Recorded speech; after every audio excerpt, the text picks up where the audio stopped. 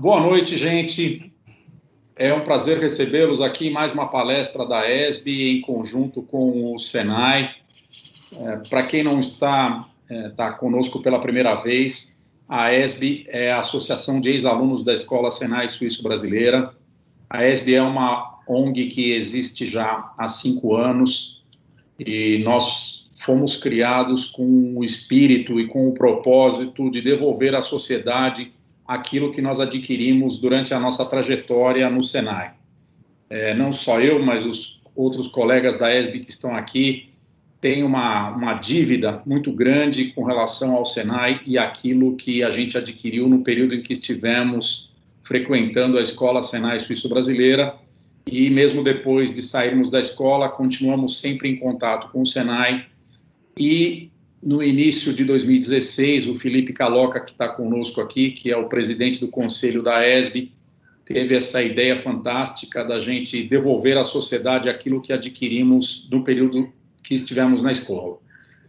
E por conta disso, a ESB está aí no seu 5º ano de existência, com uma série de realizações que o João vai dividir conosco rapidamente daqui a pouco.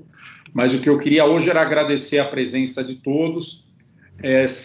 Essa palestra em parceria com o Senai, onde os nossos palestrantes vão abordar temas que ocorreram aí na Hannover Messe, agora em 2021, e falar especificamente das tendências tecnológicas que foram colocadas na feira, que é um dos maiores eventos de tecnologia, de negócio do mundo. Hannover é um grande hub de indústria e tecnologia na Europa, na Alemanha particularmente, né? Um centro de excelência. E nós teremos hoje, então, nossos 3 palestrantes que estarão nos trazendo um pouco deste conteúdo: a engenheira Clarissa, o engenheiro Felipe e o engenheiro Joaquim. E é um prazer, agradeço a vocês e essa parceria do Senai, que cada vez mais consolida aí a atuação da ESB. Super obrigado aos 3 palestrantes, obrigado a todos os convidados. E rapidamente o João vai compartilhar conosco um pouco do que é a ESB. Vamos lá, João, obrigado. Bom, boa noite a todos.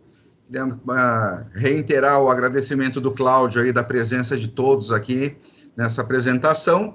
Bom, o que é a ESB, acho que o Cláudio já explicou muito bem, né, como iniciou nossas atividades e tudo mais. Passar agora um vídeo rapidinho que dá uma resumida nas atividades da ESB, depois eu vou falar um pouquinho mais de cada uma delas.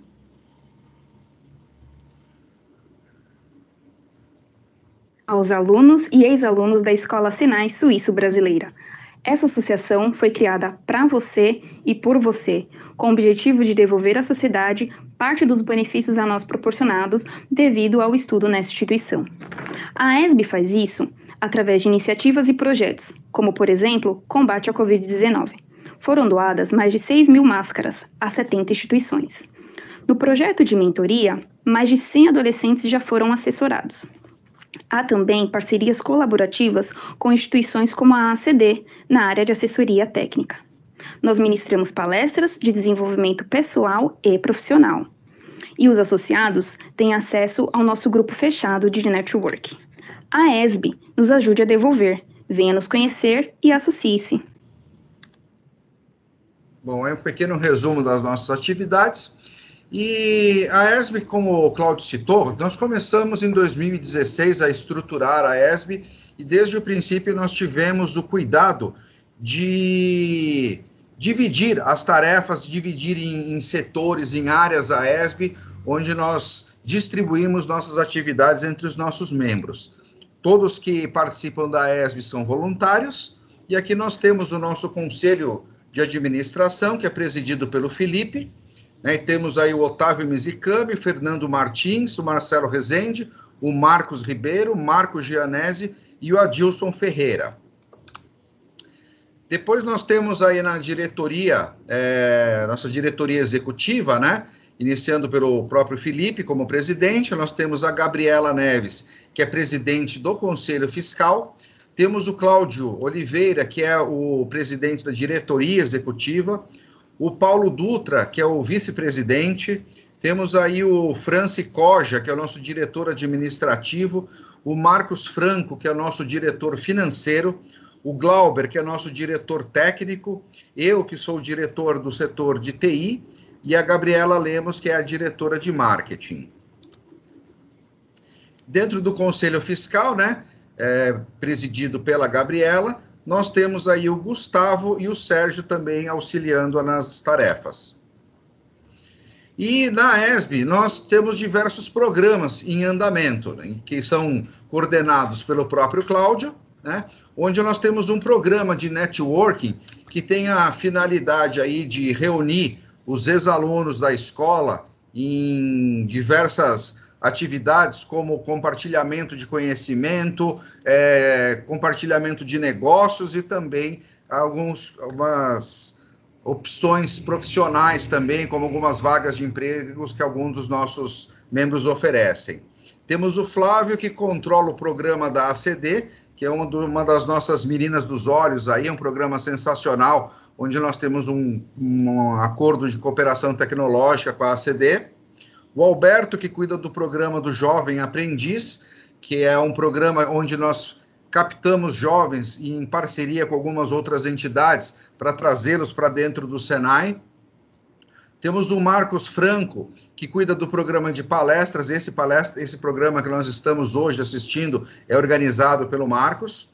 E temos o Jacques, que cuida do programa de benefícios e empresas parceiras. Então, os membros da AESB tem algumas empresas, como empresa de seguro, empresa de planos de saúde, de planos previdenciários, que são parceiros da AESB para auxiliar os nossos membros.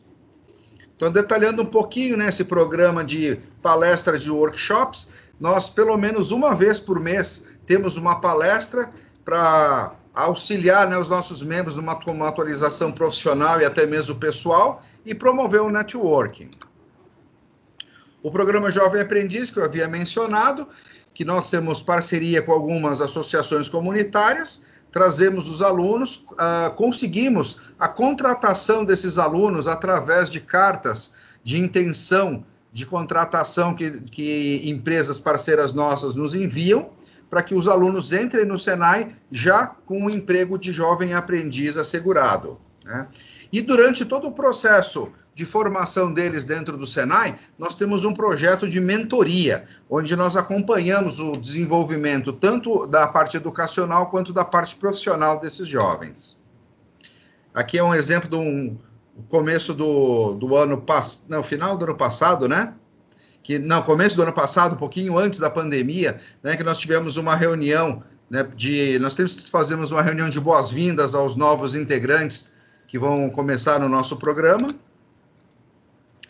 Aqui, né, o momento que nós firmamos um contrato pro bono para a ACD, então que nós temos uma série de atividades que nós colaboramos com eles, né? Nós, na pandemia, tivemos um projeto de distribuição dessas face shields, onde nós, além de distribuirmos as face shields, fizemos uma campanha de arrecadação para a ACD poder fabricar um molde de injeção para poder produzir uma quantidade maior dessas máscaras. E, né, a ESB e o Senai, né, nós temos um estreito relacionamento com o Senai, primeiro porque a grande maioria dos integrantes da ESB são ex-alunos do Senai, e hoje nós temos uma ligação muito forte, tanto com a unidade do Senai de Torres, como a do Senai Suíço Brasileiro, né, que em ambas nós temos aí parceria com cursos, parceria de palestras, parceria de diversas atividades, sempre com o apoio de toda a equipe do Senai. Entre algumas parcerias aí, né, um dos nossos membros aí, o Alberto, que a empresa dele é representante das AIS, e eles conseguiram alguns equipamentos para o Senai, equipamentos extremamente sofisticados para medição, né, em parceria com as AIS, então está em comodato com a escola do Senai Suíço Brasileira. Nós, né, como toda a entidade, para poder manter os nossos projetos, precisamos de arrecadação, e nós promovemos diversos eventos aí, né? Esses eventos foram também promovidos antes da pandemia, né, que eram almoços, feijoadas, aí que nós temos né, uma parceria tanto com o Rotary quanto com o restaurante Sorriso do Lagarto, onde nós arrecadamos fundos para dar andamento nos nossos projetos, né? E queríamos convidar vocês para conhecer as nossas redes sociais, né? O nosso site é o aesb.org.br, nosso meio de contato mais prático aí é o nosso e-mail, né? contato@aesb.org.br, e temos aí presença nas principais redes sociais, como o Facebook, né, que é o facebook.com/AESB Senai, no LinkedIn, que é o linkedin.com/company/AESB-Senai-Suico-Brasileira, no Instagram, é o instagram.com/AESB-Online, no YouTube, nós temos o youtube.com/C/AESB Suíço Brasileira, né? Por esses meios, vocês podem conhecer um pouquinho melhor as atividades que nós estamos fazendo no dia a dia. Quem quiser ajudar a ESB de alguma forma, você pode patrocinar projetos. Se entrarem na plataforma clicktogive.com, é uma plataforma que tem lá 3 projetos nossos que você pode colaborar diretamente com aquele que você achar que é mais interessante, que cabe mais com o seu perfil. Você pode disponibilizar seu tempo para a ESB, né? Assim como nós todos fazemos. Aqui somos todos voluntários, então cada um tem uma atividade e dispõe o tempo para uma atividade específica da ESB, ajudando a divulgar a ESB, né, dentro das indústrias, dentro de empresas que contratam jovens. Então, mais uma vez, é o nosso site. Quem quiser conhecer as nossas atividades, pode pedir aí pelo chat que nós enviamos o nosso relatório anual. Nós temos o de 2020 pronto, 2021 está saindo. E quem quiser fazer alguma doação diretamente na nossa conta, tem aí a nossa conta e o nosso Pix, né? Quem entrar no nosso site tem uma parte de contribuições, que lá tem a opção de você fazer uma doação através ou do PayPal ou do PagSeguro. E é isso aí que nós tínhamos para apresentar para vocês da ESB. Muito obrigado aí pela atenção de vocês. E agora eu passo aí para o pessoal do Senai e dar início à palestra. Então, João, tá conseguindo ver aí minha apresentação? Perfeito. Então, antes de começar, deixa eu só me apresentar, já que não tinham mandado o briefing meu. Eu sou o Joaquim. Eu trabalho dentro da Escola Senai Suíço Brasileira, dentro do Instituto Senai de Inovação, junto com o Felipe Deorato, que vai estar aqui com a gente, e a Clarissa também trabalha aqui conosco na Suíço, mas ela trabalha diretamente no atendimento às empresas, né, junto com o coordenador de relacionamento com a indústria. Então, vamos começar propriamente a apresentação da Feira Hannover Messe de 2021. Essa feira bastante conhecida no meio industrial, né? Desse ano foi completamente digital, depois de passar um ano sem ter feira. Ano passado não teve por conta da pandemia. Essa feira foi visitada, no caso, digitalmente, por aproximadamente 12 especialistas do Senai, entre eles eu, o Felipe e a Clarissa, e por isso que a gente está trazendo, né, isso para vocês, e faz parte de uma prospecção tecnológica que o Senai faz dentro de feiras de tecnologia. Isso a gente vai explicar um pouquinho mais para frente. Cabe dizer também, cada Hannover tem um tema, e o tema desse ano é Industrial Transformation in Action, ou seja, a transformação industrial em ação. Como trazer a transformação industrial, né, para dentro do chão de fábrica, para a gente pegar isso. Gente, eu vou só parar de compartilhar minha câmera, senão meu celular vai embora. Perfeito. A Feira de Hannover, que surgiu no pós-Segunda Guerra para o setor industrial alemão, né? Hoje ela já é uma das principais feiras internacionais industriais, de tecnologia industrial, e a gente tem um resuminho de como é que foi feito essa feira digitalmente. Deixa eu botar aqui para vocês.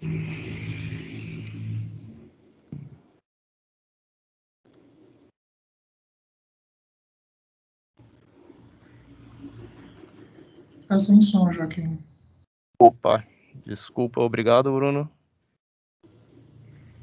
Eu vou ter que voltar, né? Pessoal, eu peço paciência, é a primeira palestra que eu estou fazendo na pandemia, logo a primeira palestra digital. É bem estranho não ter o público para interagir, mas a gente se vira.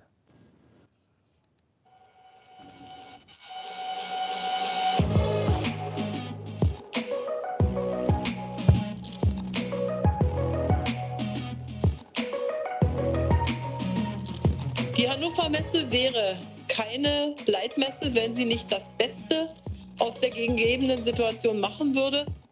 Unser Signal hier aus dem Hub ist, dass die Hannover Messe auch inmitten einer Pandemie gebraucht wird. Das erkennen wir daran, dass wir 1800 Aussteller haben, die ihre Innovationen zeigen wollen.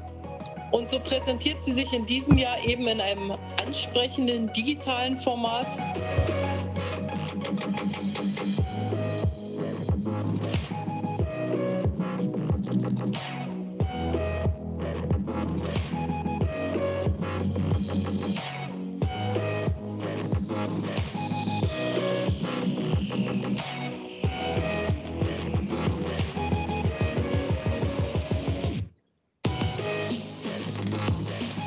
Auch darum, wie Fabriken sich in digitale Wertschöpfungsprozesse einbinden lassen. Wie schaffen wir es, diesen Pioniergeist, die Innovationskraft zu steigern?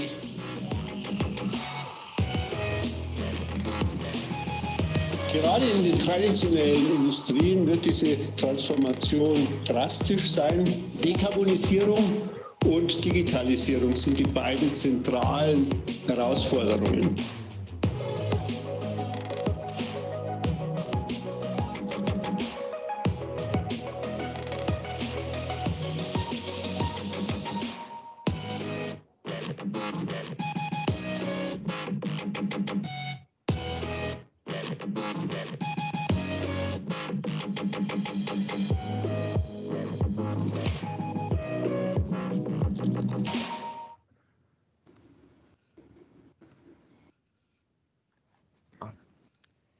Então, bastante interessante. Bom, pessoal, eu só esqueci de dizer, o chat aqui está aberto, mas a gente vai... Opa, começou um outro vídeo. Vamos retirá-lo.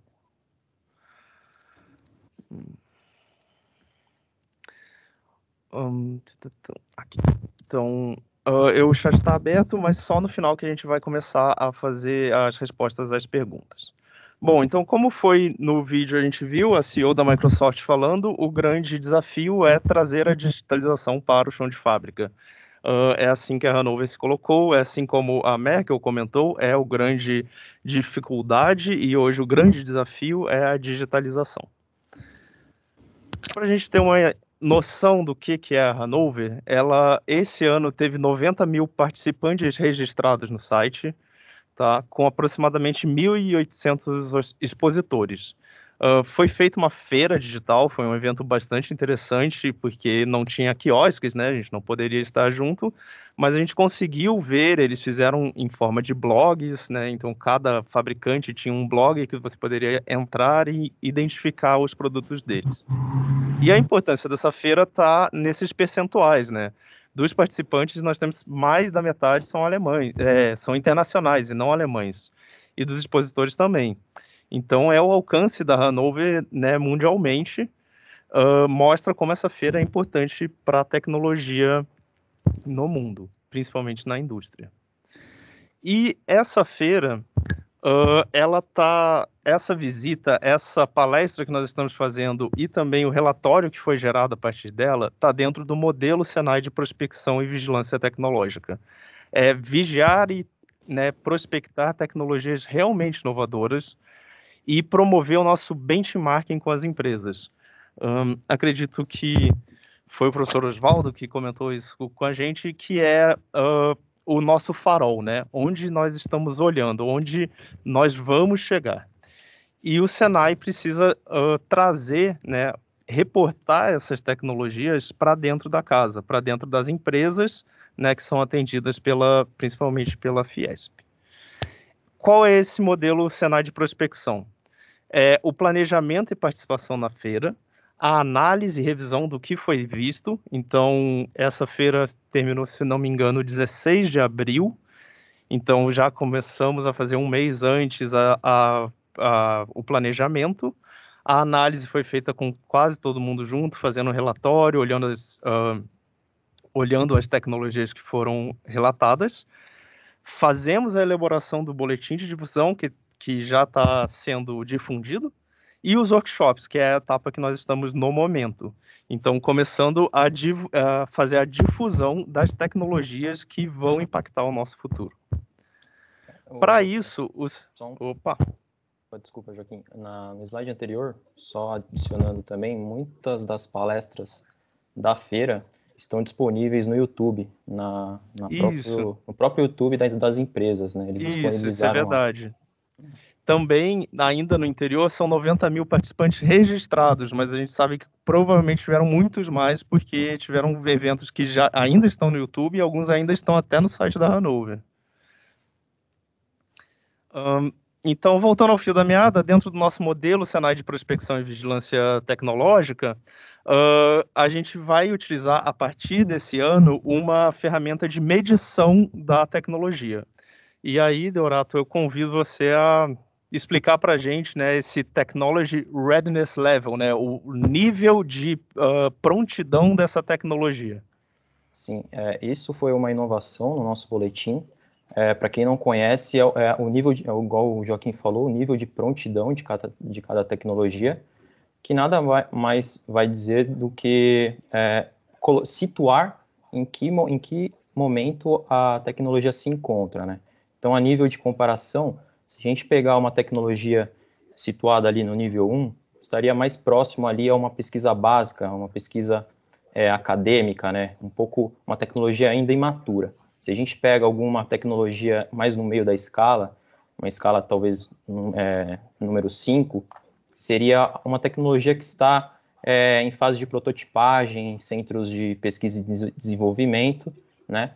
Enquanto uma escala 9, né, o nível 9, ele se aproxima já à comercialização, né, à produção. Então, o que a gente queria trazer com essa escala? É mostrar onde cada tecnologia está situada, né? Então, vai dar uma visão melhor para o leitor, né? Em que situação essa tecnologia se encontra.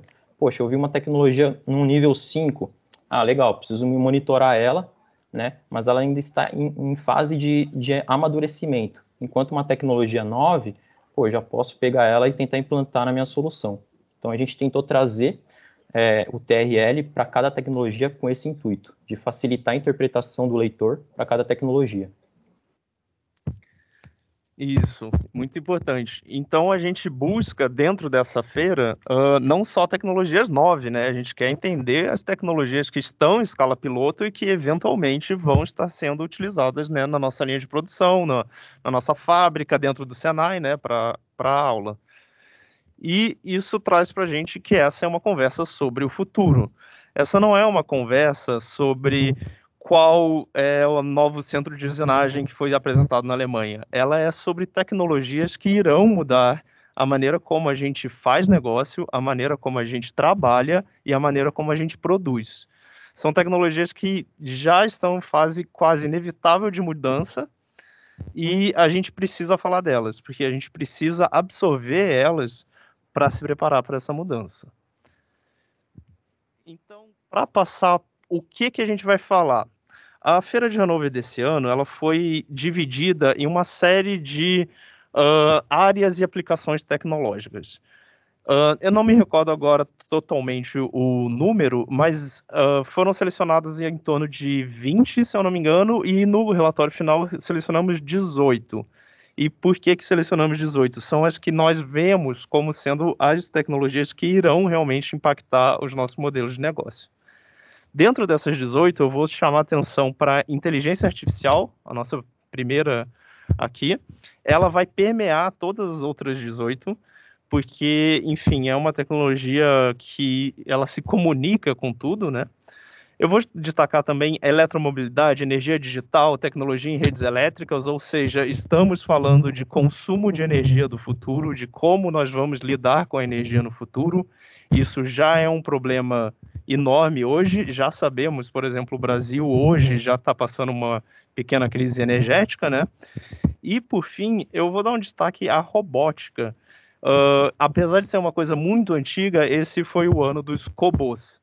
Se há 2 anos atrás ainda era uma tecnologia que estava num level baixo, a tecnologia de cobots hoje já ocupa um nível de utilização mesmo dentro do chão de fábrica. Joaquim, só complementando, é interessante falar que essas tecnologias são transversais, né? Então, a gente vai apresentar aqui muitos exemplos onde a gente tem essas tecnologias trabalhando em conjunto, né? Todas elas, não é uma tecnologia dificilmente, né? A tendência do futuro é que uma tecnologia dificilmente vai estar dissociada da outra, né? Principalmente quando a gente fala de IoT ou de 5G, né? De cloud. Então, a gente vai ter essas tecnologias trabalhando em conjunto, tá? Para chegar no resultado aí esperado.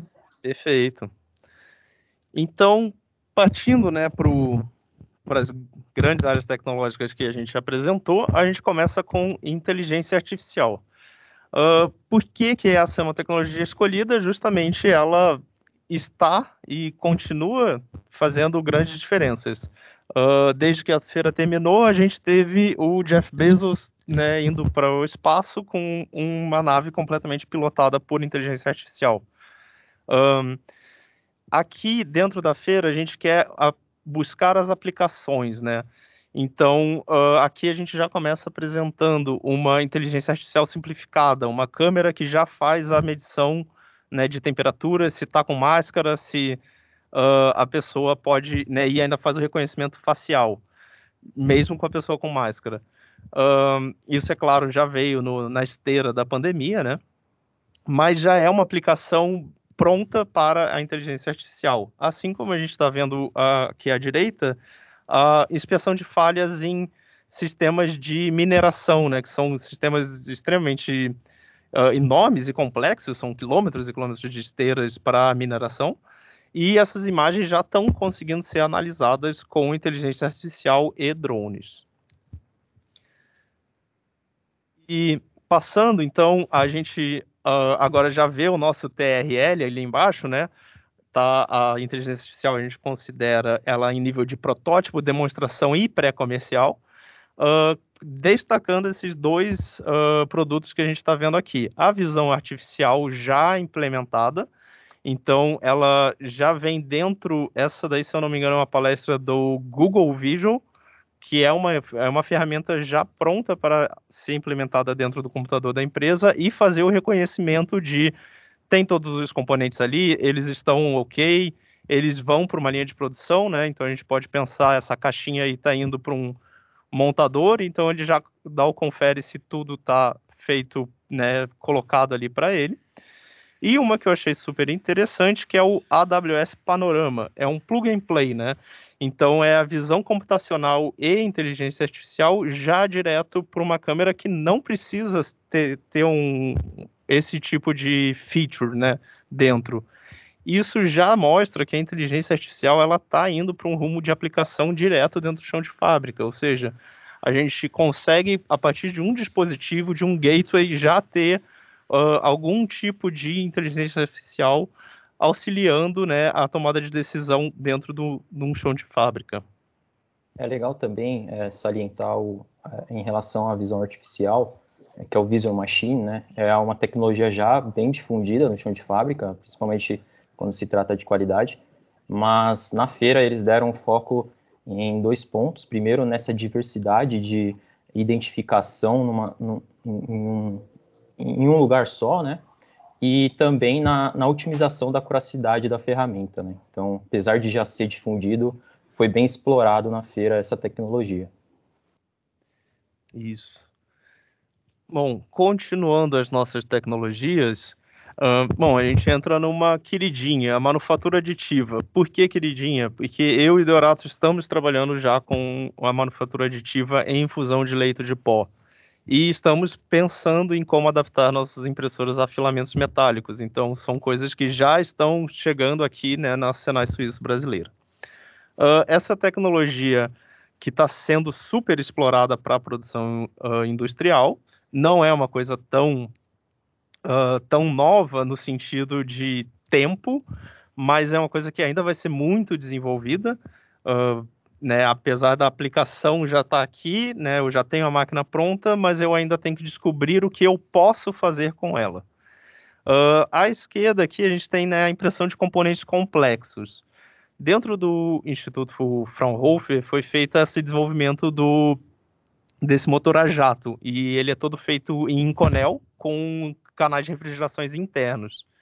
Então, para quem não conhece muito da metalurgia por trás, o Inconel é uma liga de níquel que ele é muito, muito duro, e ele vai a 1.200 graus, se eu não me engano.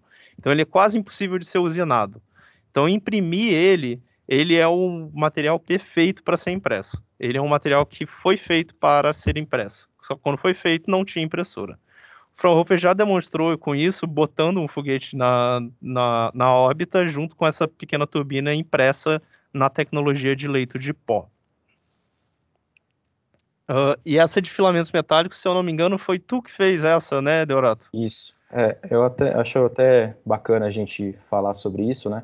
Eu assisti algumas palestras sobre a manufatura aditiva, e o foco deles, pelo menos as que eu assisti, foi nessa diversidade de materiais, né? A disponibilidade dos materiais, igual o Joaquim comentou. Então, por exemplo, no slide, né, na parte do lado direito, nós temos um filamento metálico, que é o Ultrafuse 316L, que é da BASF, e a BASF mostrou diversos cases onde diversos cases de empresas que utilizaram a FDM, né, para produzir peças metálicas, né, através desses filamentos metálicos. E isso é legal porque, né, a FDM é lógico que tem suas limitações perante as outras tecnologias, mas no mercado, talvez ela é a mais acessível junto à estereolitografia, que é uma outra tecnologia, né. Mas isso é legal porque abre as portas das empresas, né, menores que não tem tanto capital assim para investir numa tecnologia muito cara, né? Então, essa parte foi bastante interessante justamente pelo fato de ser de trazer uma abordagem da manufatura aditiva um pouco mais democrática, né? Muito bom. E isso permite justamente essas novas aplicações, né, que são como produzir componentes, né, já numa impressora desktop. Seguindo, a gente chegou em materiais inovadores, que são coisas que ainda estão em escala piloto, indo para pré-comercial. Materiais inovadores já é falado, é a quinta revolução, né? A gente vai ter materiais cada vez mais até inteligentes. Aqui à esquerda o destaque para as ligas de Inconel. Essa peça aí claramente foi impressa, a gente vê que os canais de refrigeração dela são muito complexos para ter sido usinados. E a parte de polímeros, né? Essa empresa Igos, que é bem conhecida também, das linhas principalmente de alimentos, já cada vez mais mostra novos plásticos e novos materiais poliméricos para rolamentos, buchas e outras coisas que precisam de lubrificação e agora não precisam mais por causa do material. Produção livre de carbono, então como... Desculpa, Opa. é que eu tava... Não, é interessante só para a gente falar um pouco lá do outro tema, a gente viu, isso não foi só a Igos, tá? Outros palestrantes trouxeram essa tendência, né, e é interessante a gente observar que a gente tinha, né, alguns anos atrás, a gente tinha um pensamento do plástico, né, da questão de poluentes e que o metal era mais resistente, mas isso eu percebi nessa feira da Hannover, o crescimento, né, de pesquisas em torno da utilização do plástico substituindo o metal, né, tendo as mesmas vantagens e com muito mais tempo, né, durabilidade, diminui o tempo de manutenção também do seu equipamento, e diminui, inclusive, o descarte, né, então, nesse exemplo da Igos aí, ele compara um rolamento que antigamente durava 2 semanas com a substituição por um rolamento de plástico com a mesma resistência, né, com as mesmas características mecânicas necessárias, mas que dura 4 meses para ser trocado, né? Inclusive para fazer manutenções. Então, é bem interessante, é uma tendência, eu acho que tá uma tendência bem forte, eu percebi isso, nessa substituição. Isso, muito bom, Clarissa. Bom, continuando com a parte de produção livre de carbono, isso, no caso, foi muito mais uma discussão dentro de quais são as novas matrizes energéticas que vão ser utilizadas, de como a economia circular vai impactar essas matrizes e de, principalmente, o ciclo de vida de produtos e quanto de energia a gente coloca dentro desse ciclo de vida. Isso é bastante importante, isso foi bastante destacado por alguns correspondentes alemães. Seguindo o profissional do futuro, se eu não me engano, Clarissa, eu acho que foi tu que fez essa? Oi, estava no mudo, desculpa. Não, Sim, sem problema. A gente, né, na verdade, foi uma parceria aí, né, a gente fez algumas tecnologias, a gente fez em conjunto, mas o que é o profissional do futuro, né? Na verdade, a gente já vem num movimento muito grande de algumas profissões, né? O foco de algumas profissões vão mudar. Não é que a gente vai ter, isso não quer dizer uma questão aí de desemprego ou perda dos empregos para as máquinas, né? Mas sim uma mudança, né? Tanto é que hoje existe uma demanda muito grande, principalmente no mercado internacional, e isso já está chegando no Brasil também, uma demanda muito grande por profissionais na área de cibersegurança, na área de TI, na área de cloud, desenvolvedores, né, de softwares. Então, assim, a questão é que hoje o perfil, né, da área de conhecimento aí vai estar mudando nesse sentido. Né? Então, como eu falei, não vai haver falta de oferta de vagas, mas os cargos e as skills vão ser diferentes, né? Então, outras profissões aí vão aparecer. É interessante a gente ressaltar um movimento também que foi falado na feira, chamado reshoring, tá? Que é um modelo que consiste na realocação de processos de negócio de um país para outro, né? Então, isso foi mencionado como uma tendência para os futuros negócios ao redor do mundo, porque o que é que causou isso, né? A busca por ambientes favoráveis para captar talentos de determinadas áreas, incentivos governamentais, melhor acesso logístico, né, e outros aspectos estratégicos. Né? Então, é um processo aí de expansão muito mais flexível, principalmente com o advento aí do teletrabalho, né, que acho que muitos de nós experimentamos aí nesses últimos períodos, né, por conta da pandemia. Então, novos modelos de negócios, estratégias começam a surgir, né, e essa demanda por novos perfis profissionais.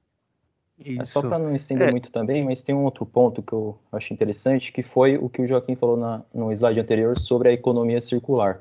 Né? Muito foi se falado na feira sobre a economia circular, e eles falam que os profissionais, a partir de hoje, eles devem ter, no desenvolvimento de suas soluções, soluções que estejam ali, né, aspectos que estejam dentro desses conceitos da economia circular. Então, isso talvez a gente pode tratar como uma oportunidade, né, para quem tanto está no mercado de trabalho, como para quem está entrando nele também. Isso, é bem interessante, a gente viu isso como tendência, acho que a tendência disso é que faça parte até da cultura, né, e do mindset das empresas, como estratégia mesmo, né, esse pensamento de todo o desenvolvimento pensado dentro da economia circular. Muito bem colocado, Deodato. É isso aí, pessoal. E como eu sempre falo, se a gente não se adaptasse, as telefonistas ainda estariam, né, empregadas. E não foi um grande boom de desemprego de telefonistas, e elas acharam os seus novos trabalhos, né, quando pararam de ser, né, utilizadas. Continuando a nossa conversa, falar um pouco de cloud, edge e infraestrutura. Para quem não está tão por dentro desse papo mais de TI, né? A gente hoje fala muito de cloud, no momento estamos utilizando uma, essa apresentação não está salva no meu computador, eu acho. Não, mentira, está por motivos de segurança, mas ela foi realizada, né, idealizada toda digitalmente. A gente está agora numa grande plataforma se falando, essa é a nossa cloud. Mas, se a gente for pensar que tudo poderia estar na cloud, todos os dados coletados por todos os sensores poderiam estar dentro da cloud, talvez não por uma questão de infraestrutura. E aí entra essa palavrinha edge, que vai ser a nossa computação no meio da coisa. Então eu pego um dado dentro de uma linha, processo ele minimamente, jogo para a cloud. E onde é que está essa tecnologia? Ela está ali no nosso 7, 8 e 9 do TRL. Essa é uma tecnologia que rapidamente está tomando forma. Ela, em 2019, a gente discutia ainda se poderia existir ou não um Edge. E hoje a Amazon já nos dá um dispositivo que a gente pode colocar dentro da nossa linha, já faz dados de temperatura, vibração de máquina, faz algum tratamento, joga isso para o cloud. Então a inteligência artificial já começa a falar com ela com um dado pré-tratado. Então essa é a nossa solução à esquerda, que já está, né, demonstrando essa aplicação. E à direita a gente tem essa empresa que trouxe para a gente, junto com a SAP, uma linha de prensagem, né, de componentes mecânicos, já com capacidade de ter um Edge e um Cloud junto com a SAP, para fazer todo o controle e monitoramento da linha. Então, essa foi a Schuler, o Joaquim. A Schuler, eles digitalizaram toda a estamparia deles e colocaram esse exemplo na feira. Bem interessante, inclusive. É bem interessante. E isso é uma das, como a gente falou lá no começo, uma tecnologia super disruptiva, porque significa eu não ter mais, né, um servidor, não ter mais uma grande... A minha capacidade computacional, ela está na cloud agora, né? Então eu retiro esses dados e jogo para ela a partir do Edge. Junto com isso, vem as plataformas digitais, né?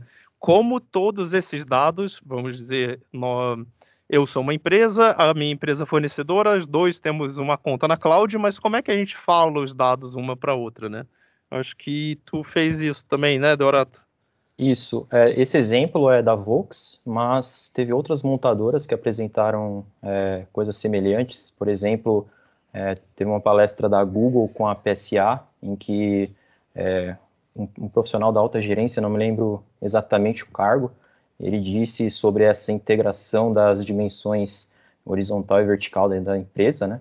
E isso vem sendo desenvolvido por todas as montadoras, né? E o legal é que não fica só na montadora, os fornecedores vêm junto, né? E com eles, os fornecedores dos fornecedores e assim por diante. Isso. A gente já está falando de uma empresa poder ter acesso direto dentro da linha de produção da outra. Então, um atraso dentro de um fornecedor meu já automaticamente vai mandar um sinal para que a minha linha reassuma, né, outro papel, já que vai ter um atraso. E isso já acontece. Eu já cheguei a conhecer uma empresa que fazia isso com a Embraer. Já tinham... como se chama, comunicação entre o que está acontecendo no chão de fábrica e o que a Embraer iria receber. Então, isso para qualidade, para logística, a gente só consegue pensar, né, toda a diferença que isso vai fazer no trabalho, né.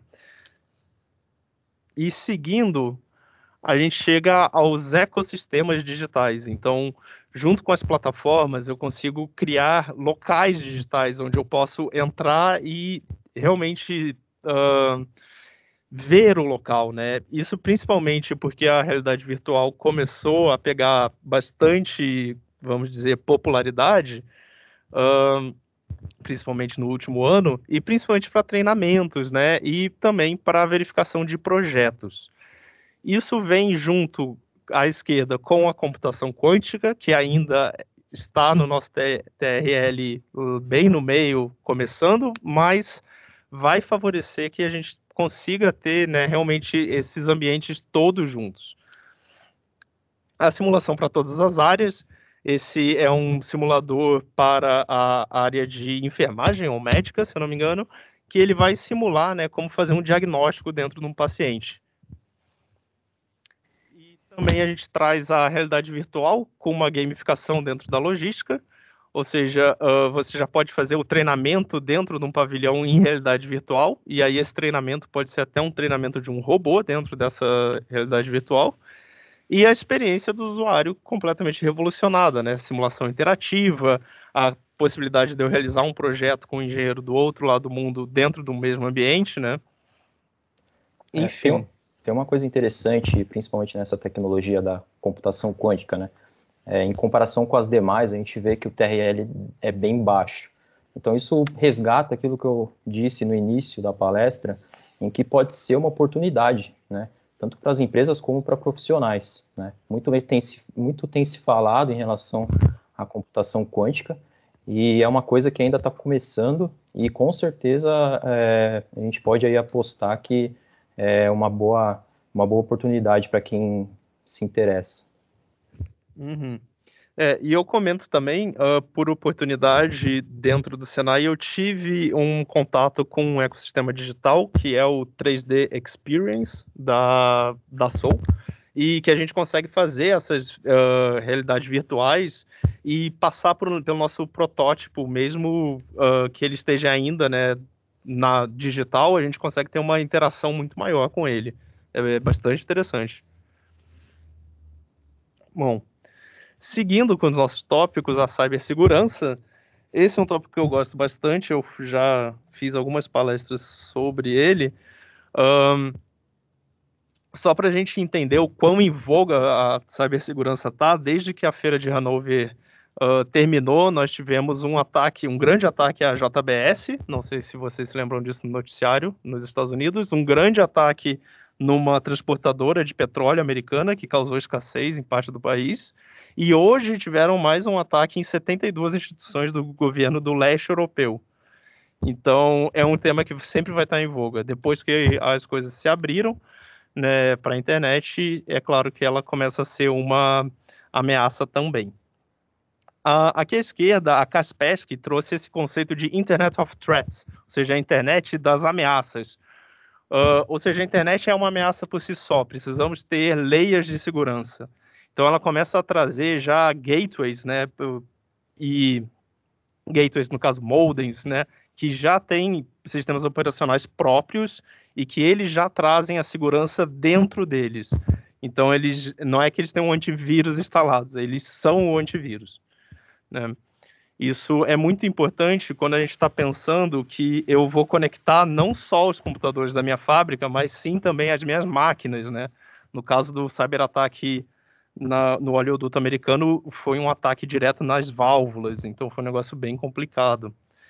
E à direita, a segurança em todos os níveis, né? Então, esses equipamentos, eles vão ter que ter segurança em todos os níveis. Isso significa até o USB vai precisar ser separado, porque a gente não pode confiar nem no pendrive que a gente espeta no nosso computador. Continuando, rede 5G, tópico bastante relevante e que está chegando, né? Graças a Deus, vai chegar o 5G no Brasil. O 5G já roda no Senai de São Caetano do Sul, com um testbed junto com a Nokia. E essa é uma grande tecnologia muito promissora para o 4.0, e isso porque permite eu fazer uma grande conexão, uma conexão muito rápida, de muita velocidade com meus equipamentos, mas, ao mesmo tempo, ela permite que esses equipamentos tenham uma durabilidade maior, porque ela consome muito, muito menos energia do que os tradicionais 4G. Então, aqui à esquerda, a gente já tem uma solução um pouco mais pronta, que é uma câmera que já tem a inteligência artificial acoplada e o 5G. Então, eu posso colocar ela dentro do meu galpão e essas câmeras começam a fazer o monitoramento dos AGVs, né, desses robozinhos que a gente tem à direita que vão andar pelo pavilhão. Isso tudo sem fio e com uma velocidade muito grande. O rastreamento dos robôs móveis, né? Então, através dessa tecnologia, esses pontos a gente já consegue fazer isso rapidamente e a instalação é muito facilitada. E aí, continuando, e aí no nosso TRL isso está em demonstração pré-comercial e aplicação, a cloudificação robótica. O que seria isso? Eu posso já começar a controlar os robôs dentro da cloud, ou seja, eu não preciso mais necessariamente programar cada robô no seu local de trabalho, né? Isso aliado a cobots, né, começa a mostrar que a robótica ainda tem muito para dar para a gente. E aqui à direita a gente tem a comunicação sem atraso, né? Foi uma demonstração de um robô sendo controlado diretamente pelo celular via 5G. Então a gente já consegue ter esse nível de velocidade para fazer a programação do robô. Seguindo, nós temos a energia digital e eficiente. Então, esse é os primeiros tópicos de energia aqui. Deu para entender bastante como a inteligência artificial, né, ela vai permear quase todo mundo aqui. Energia digital e eficiente, e a palavra aqui é eficiente, a gente já sabe que não é necessário produzir mais energia se a gente utilizar ela de uma maneira eficiente, né? Então, como a gente vai utilizar isso de uma maneira eficiente?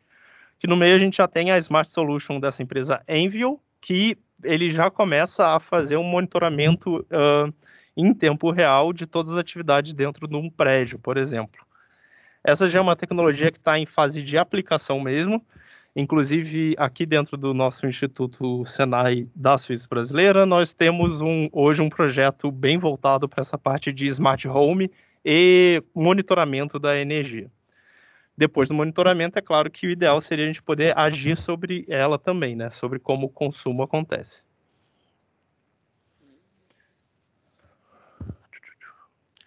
Bom, continuando, eletromobilidade e infraestrutura. Deodato, tu fez essa? Eu não me recordo. Sim, eu participei de algumas palestras relacionadas à eletromobilidade. Muito se falou, nós temos aí 3 casos, que seria a infraestrutura do lado direito, né, faixa de recarga do lado esquerdo, que abastece os caminhões em movimento, mas o que eu achei interessante foi o foco deles em relação à bateria, né, por conta da crescente demanda, né, em relação à demanda de bateria. Então, eles deram muito foco em relação a como as baterias hoje são fabricadas, né, dessa necessidade da produção da bateria ser otimizada, né? Eles chamaram de produção ágil. O que seria produção ágil? Uma produção um pouco mais flexível, porque a demanda vai ser muito alta e essas empresas que produzem essas baterias, elas precisam se adaptar a isso. E isso, no nosso boletim, na opinião dos especialistas, nós deixamos claro como uma oportunidade para a indústria nacional em relação à produção das baterias, né? Então, isso pode ser pode dar um grande boom no futuro, tá? E isso engata com o que a gente estava falando lá no começo, né? É realmente uma tecnologia para o futuro. O carro elétrico existe há bastante tempo, mas os impactos que ele vai ter dentro de toda a cadeia automotiva são infinitos, né? Desde o fato dele não ter um bloco de motor que é de ferro fundido, a gente já pode pensar quantas fundições aí no Brasil, né, não estão pensando em como mudar o seu modelo de negócios. E eu destaco também que foi chamado em eletromobilidade e não veículos elétricos, porque já é mais ou menos consenso de que a solução do futuro é mobilidade, não carro, né? Então, como as pessoas vão se mover. É até interessante, Joaquim, trazendo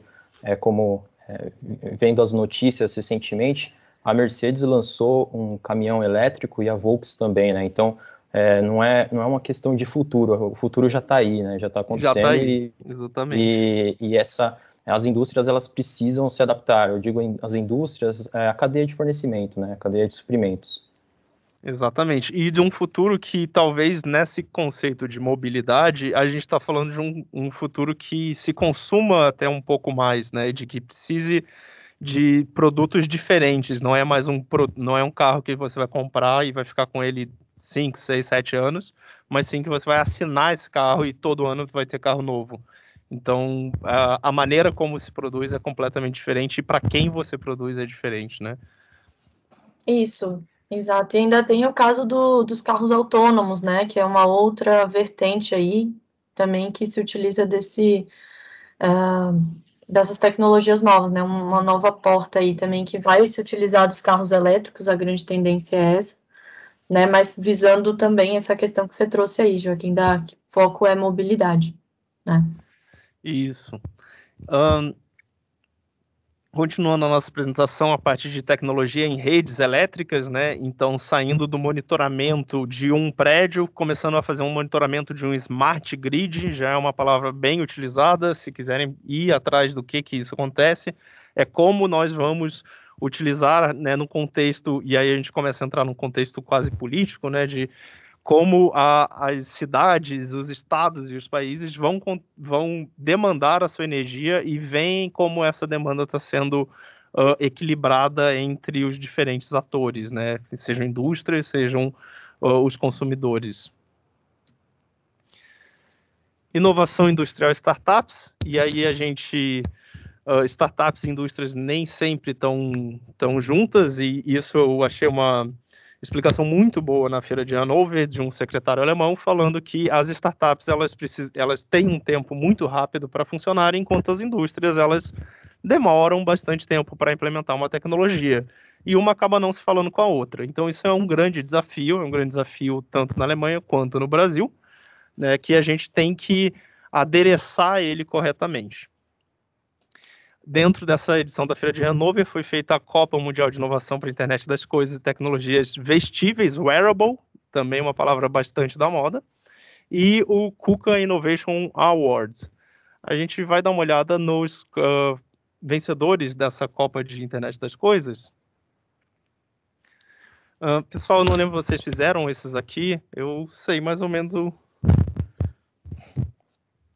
Opa, Clarissa Deorato? Não? Foram apresentados dois produtos com a parte de desenvolvimento dentro de startups. Um é esse Canaria 5, que é um wearable, né, como a gente falou, um vestível. Ele pode ser colocado dentro da orelha e vai monitorar os sinais vitais de um trabalhador em tempo real. Então, se a gente botar uma inteligência artificial por trás, um 5G por trás, a gente já tem um super produto que é mais do que um EPI, ele monitora, né, como a pessoa está sentindo e qual é a condição dela. E a de baixo, que é uma célula bioenzimática, eu confesso que eu também fiquei confuso com esse termo, mas ela faz, na realidade, é uma...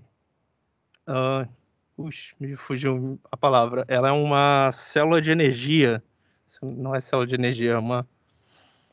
Enfim, ela ela produz energia elétrica a partir de reações químicas, né, em bioenzimas.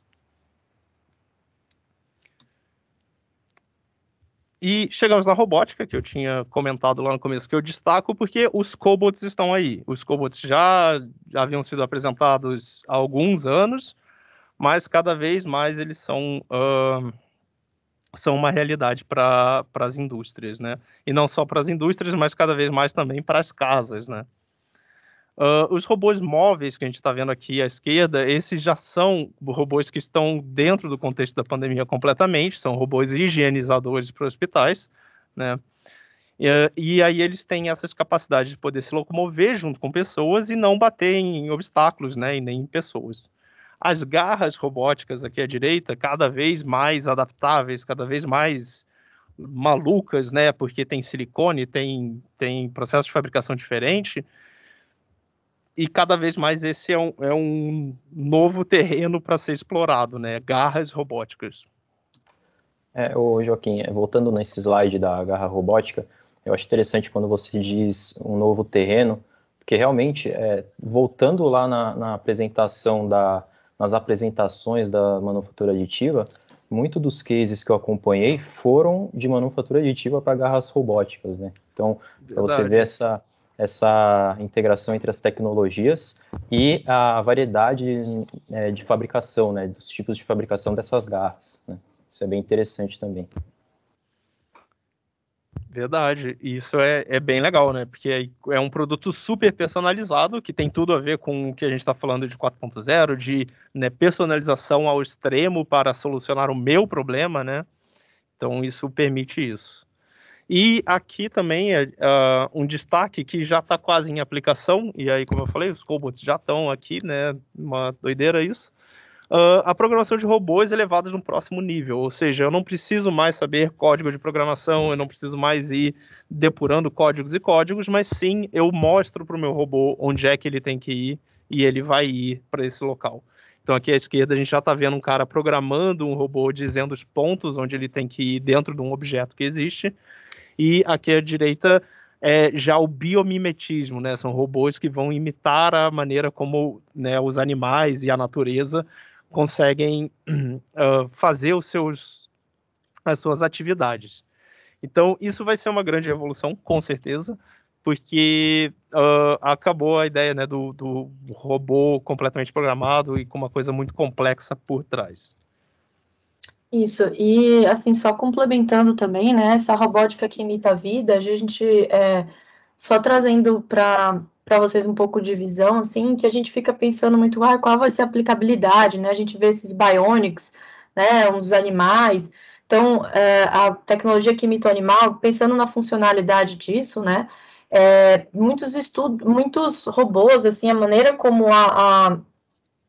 até as garras, eu acho que surgiram um pouco do Bionics, aquelas garras lá que você trouxe inicialmente, eu acho que surgiu um pouco dessa visão do Bionics, né, porque imita um toque humano, né, tentando trazer a sensibilidade para o transporte de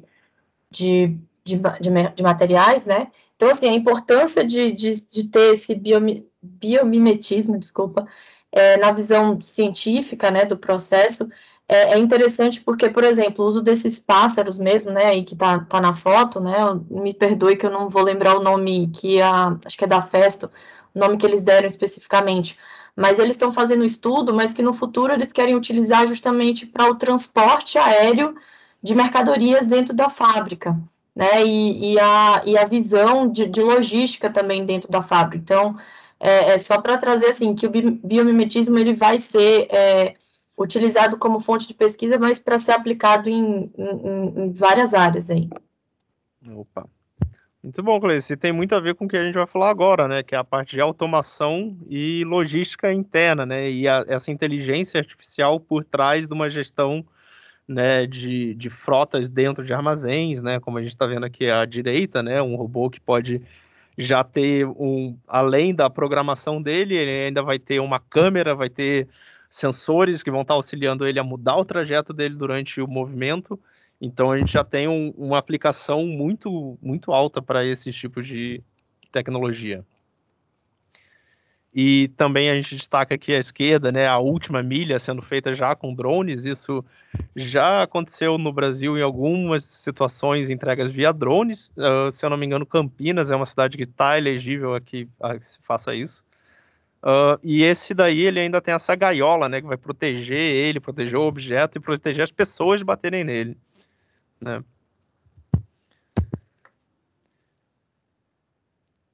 A manutenção 4.0, que também não é uma coisa tão nova de estar se falando, mas cada vez mais que a inteligência artificial está acessível, como a gente falou, agora eu tenho um Edge que eu dou um plug and play dentro da minha fábrica, esse tema vai estar sempre em voga, né? E manutenção a gente sempre vai precisar.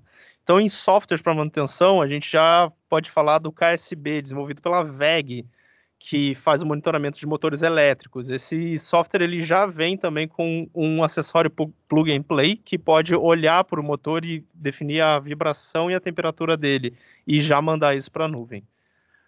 À direita aqui são os módulos de comunicação para manutenção, que foram apresentados pela IGOS, na ideia de que todos os meus componentes eles têm algum sensor que me dá alguma informação sobre ele. Quanto tempo ele está lá, quantas horas ele andou, quantas horas ele dobrou, enfim, toda a informação dele, e isso já é automaticamente comparado no banco de dados para se saber se é aceitável ou não que aquele componente continue, e já dá o alerta para o manutentor.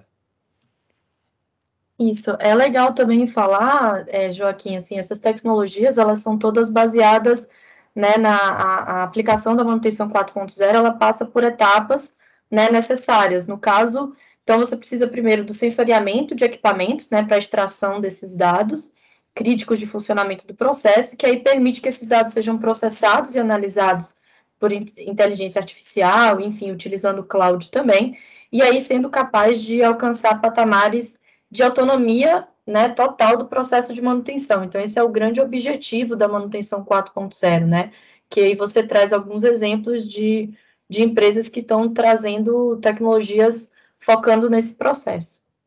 Isso, como é o caso desse equipamento da Schaeffler, né, que ele já vai fazer um monitoramento de condição de equipamento, e ele tem um celular ali porque ele já conecta dentro do celular. E, gente, isso às vezes parece de outro mundo, mas isso existe inclusive, das vezes que eu tive com a Escola Móvel 4.0, esse sistema da VEG estava implementado à época em uma das bombas que tinha da planta de simulação. E, por fim, a gente vai falar do testbed para contratos inteligentes, que é uma coisa que está em escala piloto, mas é uma coisa bastante interessante porque está ocorrendo não só em contratos, mas em outras áreas também. O que seriam contratos inteligentes? Seria basicamente a pergunta de o que acontece se uma inteligência artificial negociar com outra inteligência artificial? Será que a gente chega num melhor contrato, né? Será que a gente tem menos atritos? E quantos contratos eu posso simular entre essas duas inteligências artificiais? Isso talvez seja a coisa mais importante, né? De poder fazer simulações de situações e ver qual é o melhor que todo mundo vai ganhar, né? Então, uma aplicação na logística, né? De validar as transações e o que vai acontecer se atrasar, quem vai pagar a multa, como é que isso vai acontecer. E a aplicação dentro da produção, né? Então, avaliar a seleção de um fornecedor, por exemplo, a partir de uma série de dados que ele já tem, né, dentro de alguma nuvem. Então, a gente já vê que isso está num nível de plataforma digital, num nível de utilizar todas essas tecnologias que a gente comentou aqui. Então, a nossa visão geral é o crescimento da tecnologia, cada vez mais potencializado pela inteligência artificial, a inovação e empreendedorismo como alternativas para a competitividade, isso vem na forma das startups, principalmente. A sustentabilidade e economia circular, como eu falei lá no começo, energia nunca esteve tão em voga nesse tipo de feira, e ainda mais que essa é uma feira voltada para as indústrias, não é uma feira voltada para o setor elétrico especificamente, e se falou muito, muito, muito em consumo de energia e em eficiência de equipamento. E o evento ocorreu de forma 100% digital. Como a gente costuma falar, o que impulsionou a transformação digital nas nossas empresas foi, né, o último ano. Então, o futuro caminha para um evento modelo híbrido, cada vez mais atingindo mais pessoas e cada vez mais a gente se apropriando dessas tecnologias, mesmo elas tendo sido apresentadas, né, tão recentemente e em um lugar tão longe. E depois de falar, né, tanto sobre tecnologia, vem uma pergunta, ainda mais, né, vocês que são empresários, que estão dentro, né, do dia a dia da indústria, do dia a dia. Por onde é que eu começo, né? Como é que eu começo a adquirir essa tecnologia e implementar ela, né, no meu chão de fábrica? E aqui eu vou dar uma chamada aqui para a Clarissa, que é quem faz esse tipo de atendimento conosco, né, e para fazer essa apresentação. Beleza, pessoal. Pois é, então, falando um pouco, né, pegando o gancho aí do Joaquim, né, por onde é que a gente pode começar a gente vê essas tecnologias todas aí, parece um sonho distante, né, mas sim, essas tecnologias apresentadas na Hannover realmente são as tecnologias de ponta, né, as novidades mesmo, mas a gente sabe que o mercado já tem as tecnologias habilitadoras da 4.0, muitas a gente já vê implementadas, né. E aí o Senai desenvolveu uma metodologia, tá, para auxiliar as empresas nesse processo de digitalização, que é a jornada Senai de transformação digital.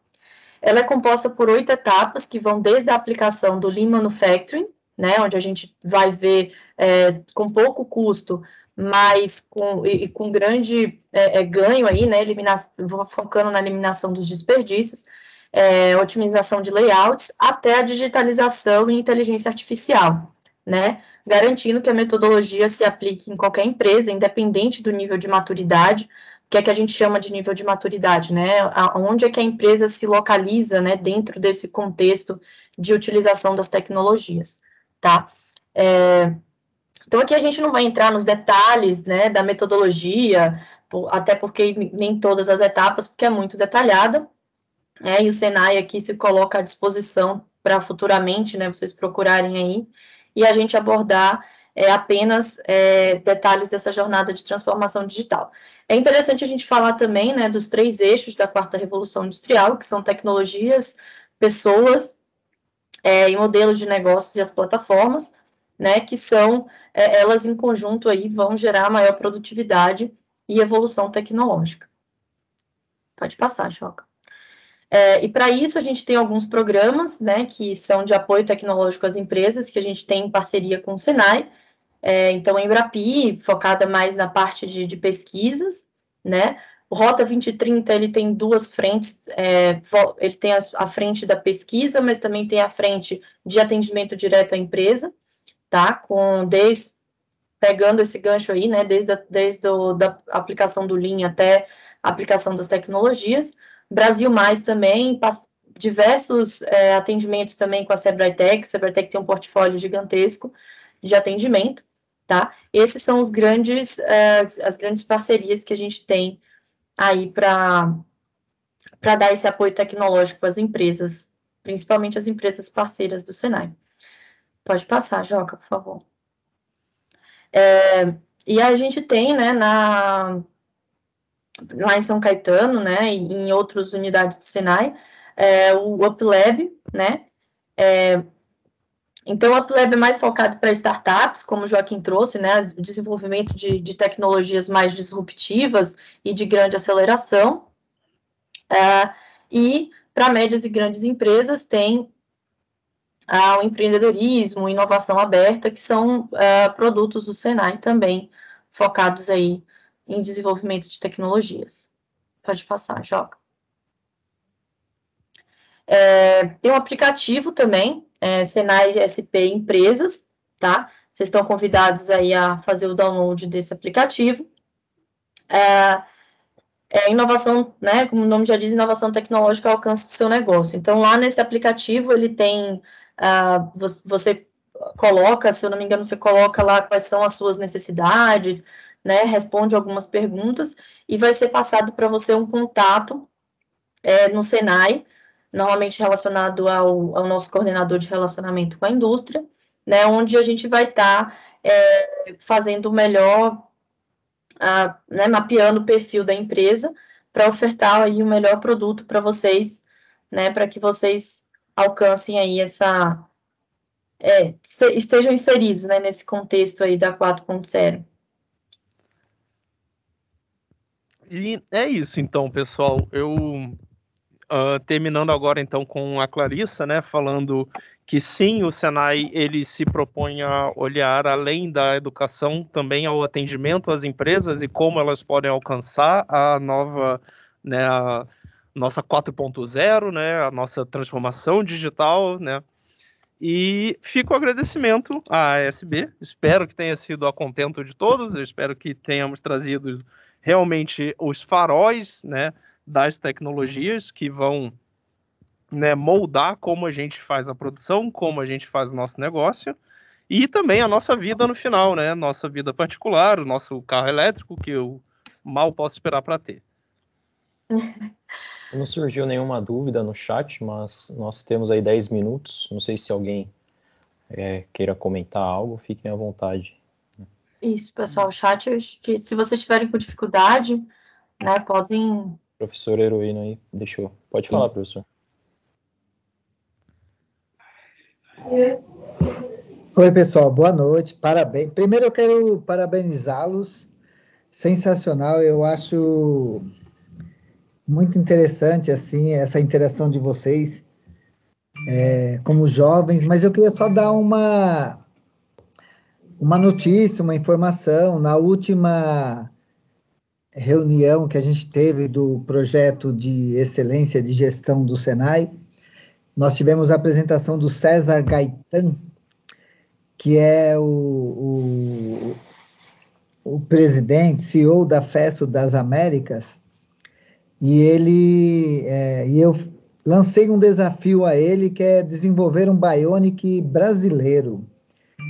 E o negócio está andando. Amanhã eu vou ter a primeira reunião com a head da FESO Didática do Brasil.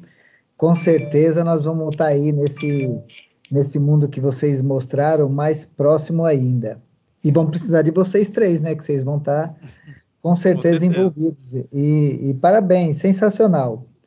Gostei muito da interação, um complementando o outro e as informações extremamente positivas. Ótimo. Muito obrigado, professor. Legal. Obrigado, professor. Eu queria aproveitar, e além de agradecer aos três, né, pela excelente palestra e por trazer nos trazer essa oportunidade aí de estar mais próximo das inovações. Então, além de agradecer aos três, eu queria agradecer à professora Cássia, ao professor Heroino e ao professor Oswaldo pela presença, que só fazem reforçar aí essa parceria da AESB com o Senai, que é uma coisa que, sem dúvida, é uma junção muito grande dos nossos propósitos de devolver, com o propósito da educação e agora com o propósito da transformação digital e de toda essa inovação.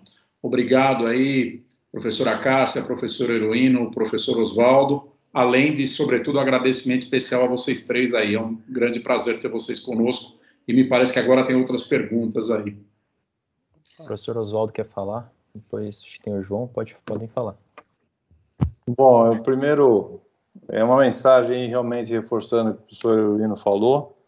Os parabéns aí pela profundidade, pelo cuidado com que vocês prepararam essa apresentação.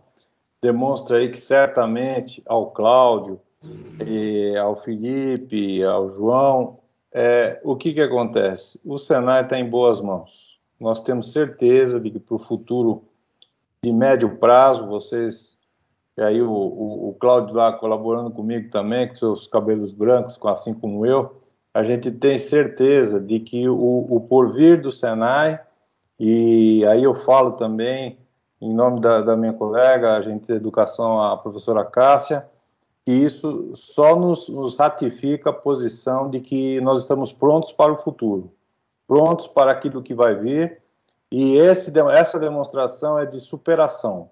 A Feira de Hannover já é difícil de ser analisada quando se vai lá fisicamente.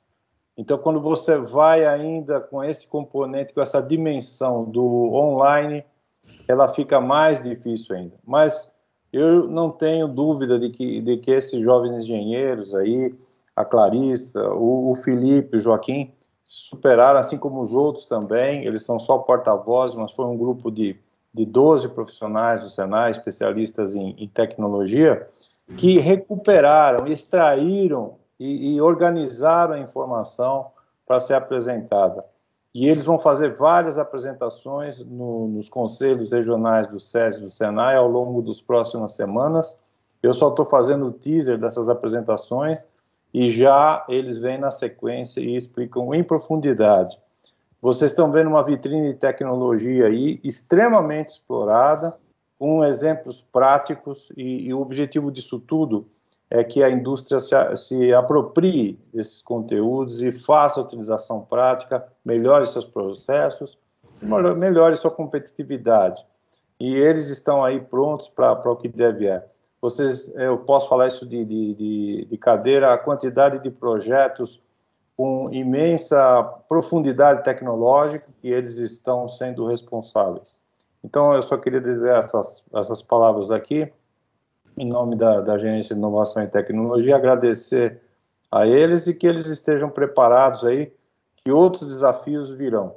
Mas aí, Cláudio, Felipe, João, todos os componentes da nossa querida AESB, vocês estão vendo aí o grau de profissionalismo e de profundidade com que eles não são alunos, eles já são profissionais maduros, apesar da pouca idade. Então, fica aí só essa mensagem final e agradecimento de coração, e outros desafios virão. Muito obrigado. Obrigado, professor. O João agora pode ir. Gostaria, antes de mais nada, agradecer aí, os três foram excepcionais na explanação desses assuntos que alguns conhecidos, mas a maioria deles, assim, mesmo sendo conhecidos, né, com já uma sofisticação, uma modificação que vem sofrendo durante os anos, essas tecnologias, foi sensacional. Nós temos aí na nossa audiência diversas pessoas que são de indústrias, que eu tenho certeza que se identificaram com diversas das tecnologias apresentadas e, com certeza, também tiveram boas surpresas com referências às novas tecnologias e novas aplicações de tecnologias já existentes. E, mais uma vez, quero agradecer a todos vocês, agradecer ao Senai. Quando fala comigo, Cláudio, Felipe ou qualquer outro aí da ESB, nós somos um pouco suspeitos para falar de Senai e mais suspeitos ainda para falar do pessoal da Suíça brasileira, né? Então, mais uma vez, obrigadão a todos vocês e contamos depois com todos na próxima palestra do mês que vem. Legal, João. Obrigado. Vamos aí. Felipe agora. Pode falar, Felipe. Bem, só posso agradecer a vocês, realmente uma palestra que esclarece muita coisa e nos ensina muitas coisas. Para a gente é importante porque o nosso papel da ESB com vocês é um trabalho que a gente tem feito, se dedicado muito a ser o embaixador do Senai perante as indústrias. Então, esclarece muita coisa que a gente não tem um conhecimento devido e aproveitando assim uma palestra desse modelo, dessa forma, permite a gente passar um pouco do conhecimento que vocês têm para empresas que às vezes têm dificuldade. Ficou claro, assim, a Clarice deixou muito claro para a gente o papel do Senai, as 8 etapas que qualquer empresa pode fazer, uma pequena, uma média ou uma grande. Isso é importante, porque eu tenho comentado, o professor Oswaldo sabe que a gente já conversou sobre isso, às vezes as indústrias têm um certo temor de procurar interagir mais com o Senai, buscar essa possibilidade. E vocês agora esclarecem a gente e a gente se torna um canal, aí, uma ponte para poder participar com vocês diretamente com a indústria. Então, foi enriquecedor essa noite aqui com vocês. Tenho a agradecer a todos, ao Bruno que... Pois não. Desculpa interromper. Eu queria só chamar a atenção que a professora Cássia, ela queria fazer um testemunho final aí, se você pudesse abrir um passinho, ela está com a mãozinha levantada lá, eu acho que ela puder falar. Com certeza. Cássia. Vai ser um prazer ouvi-la. Por favor, professora, fique à vontade. Pode terminar, Felipe. Você sabe que quando eu pego o microfone vai longe, né? Esse é o meu temor, mas não, ótimo. Assim, é legal a gente poder interagir aqui. A gente se sente em casa com vocês. Então, assim, cada palestra dessa, o grupo que está participando hoje com a gente fica mais à vontade e vai participar de outras palestras que vão acontecer aí através do trabalho de vocês, do Senai, palestras dedicadas. Vai ser muito legal. Por favor, fique à vontade. Sem dúvida. Não, eu só queria primeiro parabenizar os meninos, né, o Felipe, o Joaquim e a Clarissa, que trouxeram aí de forma didática todas essas informações em relação ao Hannover Messe. Eu já tinha lido o boletim e já tinha ficado impressionada com a quantidade de atualizações dessas tendências tecnológicas, e são atualizações, né, novidade em si, assim, a gente não teve muitas, mas coisas que foram se atualizando e de forma muito rápida, como a gente já previa, né, e aquele discurso que nós tivemos, tanto eu quanto o Oswaldo, nas palestras que nós fizemos, desses ciclos curtos, né, de tecnologia, que a gente tem que fazer essa atualização curricular, é de extrema importância. Mas me chamou bastante atenção, né, quando eu fiz a leitura do boletim, quando o professor Oswaldo compartilhou com todos nós, essa importância dada à sustentabilidade, aos cuidados com a economia circular, que a gente tem insistido nisso, né, já há algum tempo, e pensado em fazer disso curricularmente, de forma transversal, uma pauta muito comum e recorrente. A gente vê a importância disso em todas as falas e em todas as tendências tecnológicas, a gente percebe a importância de se valorizar isso. Então, mais uma vez, agradeço a oportunidade, Felipe, Cláudio, João, pelo convite e por a gente estar aprendendo um pouquinho mais novamente. Obrigada e uma boa noite a todos. Legal, Cássia, obrigado. Só deixar o Fernando falar agora. Fernando, você consegue? Acho que isso, pode. Olá, boa noite a todos. Eu me sinto muito honrado e entusiasmado por estar começando a participar recentemente da ESB. Então, eu cumprimento o Cláudio, o Felipe, o João, como a ESB, todos os outros companheiros, na pessoa do professor Oswaldo Maia, a Cássia, o José Eruíno, os nossos 3 palestrantes. E eu fiquei por último para falar, mas até por uma coincidência.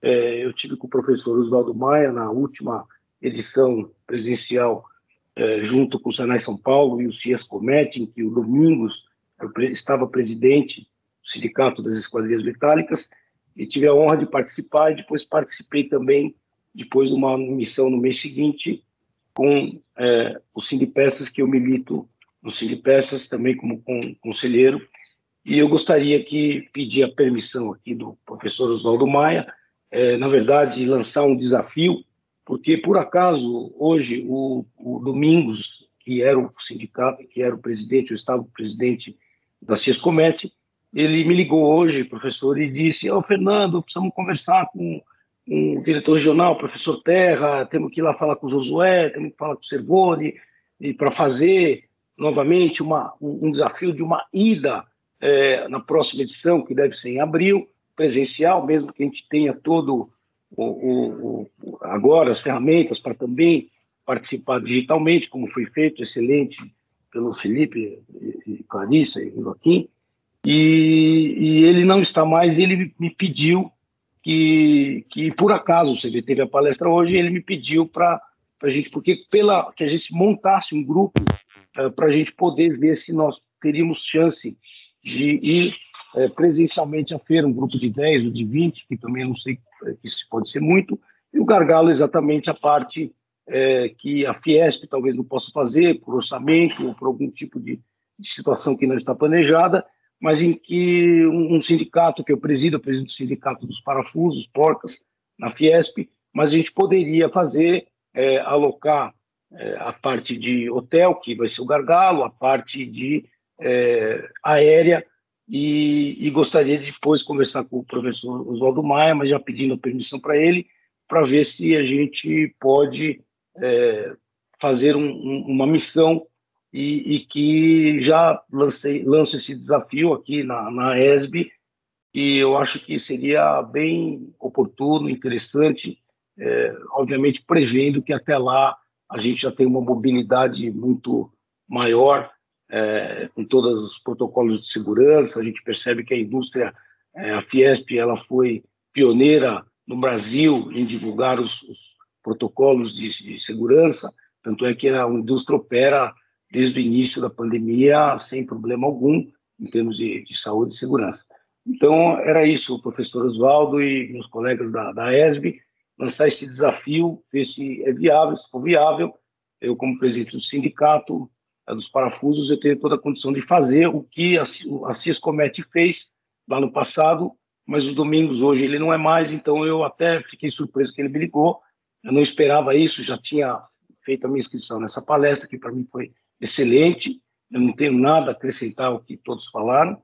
Eu acho que só esperar que a gente possa fazer isso virtualmente e presencialmente no ano que vem, provavelmente em abril. Professor Oswaldo, era esse o desafio. Eu agradeço ao professor Eruíno e todos os outros. Fernando, primeiro um prazer estar com você de novo aqui, mesmo virtual, e saber do valor que você dá para tecnologia e para o impulso que isso traz para a indústria brasileira. Você é um eterno defensor e que já passou por muitas dimensões e desafios, mas você nunca desistiu. Então, Ô, Fernando, você pode contar comigo aí, o desafio tá aceito. Eu vou falar com o professor Terra. O Domingo já esteve com a gente essa semana lá, mas a gente precisa ter constância de propósito.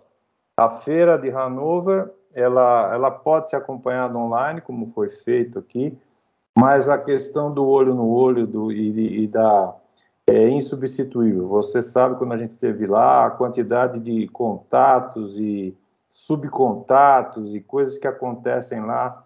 E a minha ideia é realmente que o pessoal do Senai, os especialistas de tecnologia, tenham a chance de fazer esse trabalho lá em loco. Então, é esse grupo que está aqui, é o grupo dos pioneiros, então eles também têm que ter essa chance de serem expostos a esses desafios.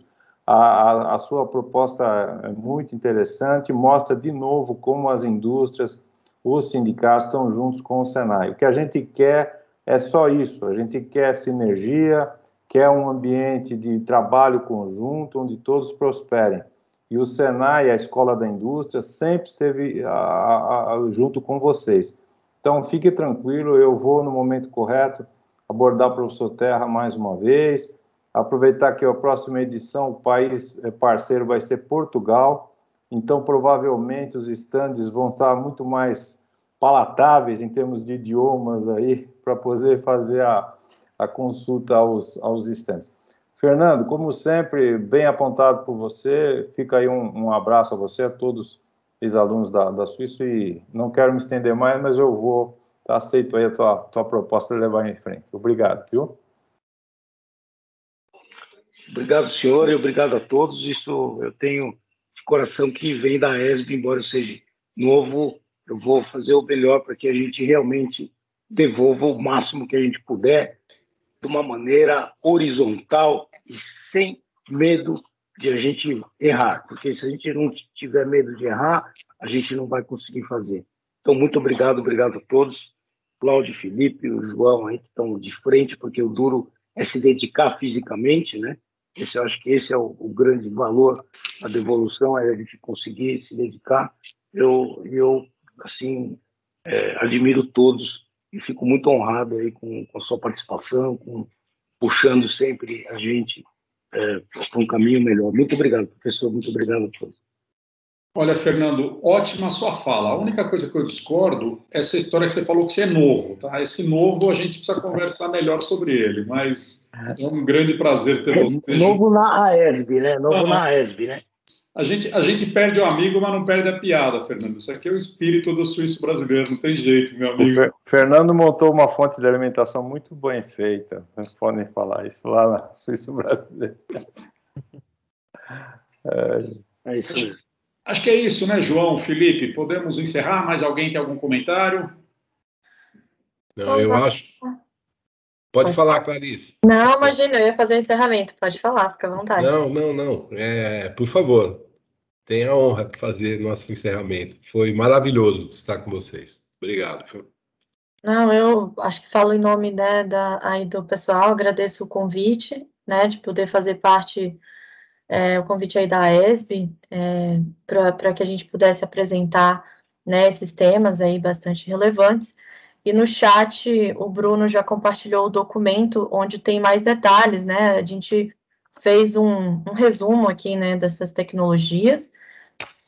Passou, né, o modelo de apresentação é sempre um pouquinho mais corrido do que um documento escrito, então tem o documento, né, que é até a fase 3, que foi trazida pelo Joaquim, que é o edital da gente. Então, fiquem à vontade para dar uma lida, até para baixar, tá no chat aí. E obrigada mais uma vez, pessoal. Aí, gente. Muito obrigado aí por toda a atenção. Obrigado a vocês, uma boa noite a todos, e logo mais vocês vão receber o convite para a próxima palestra que teremos, e vocês já são convidados, todos vocês. Obrigado pela participação, tá bom? Ótimo. Obrigado, pessoal. Valeu, gente. Boa noite a todos. Valeu. Boa noite. Boa noite, pessoal. Valeu, show.